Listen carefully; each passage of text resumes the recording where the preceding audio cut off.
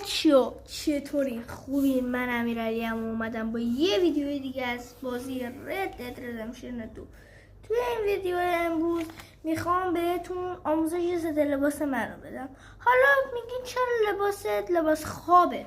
حالا منم بهتون میگم خوب ویدیوهای دیدید که میگن کیف و جلیقه و اینا رو برداریم.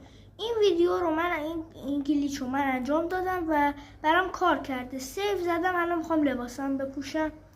حالا بریم تا لباسم بهتون آموزش بدم. وارد این مغازه میشیم و میریم عقبش تا تو اتاق پروف بپوشیم. خب وقتی وارد میشیم اینجا، اول از قسمت کلاه که نمیخوایم، میریم تو قسمت کت. این کت سبز که حالا به اصطلاح شبیه مشکیه، من مشکیشو میخوام بگیرم، هم شرافتم پایینه. خب اینم از این جلیقه خاکستری. پیرهنمونم این اولی، این طرح سفید من بیرون. شلوارمونم مشکی. این ساسپنس که نمیخوایم، چکمه هم نمیخوایم.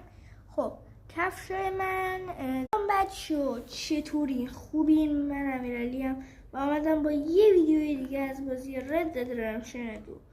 تو امروز میخوایم ست لباس جان ویک رو بهتون آموزش بدیم که میخوام بهتون اول از همه باید موهاشو بلند کنیم. حالا موهاش شما موهاتون خیلی بلنده که فعلا این کار انجام ندید. اول اصلا برای بلند شدن مو شما باید بیاید به هر مغازه از اینا داره. میاید مثلا من الان توی بلک واتر اومدم، میام و اینجا این شربته رو میخرم. دقیقه باستی توی این منو، آخر همین منو نه این شربت بلند شدن مو. حالا من با اینکه پولام هدر نره، حالا فعلا یکیشو میخرم. اینا رو شما به تعداد زیاد 30-40 تا حداقل باید بخرید. شما وقتی اینا رو خریدید میخورید، وقتی که خوردید شما باید پاشید و برید به این شهر که اسمشو من نمیدونم، اما اینجا لوکیشن من اینجاست.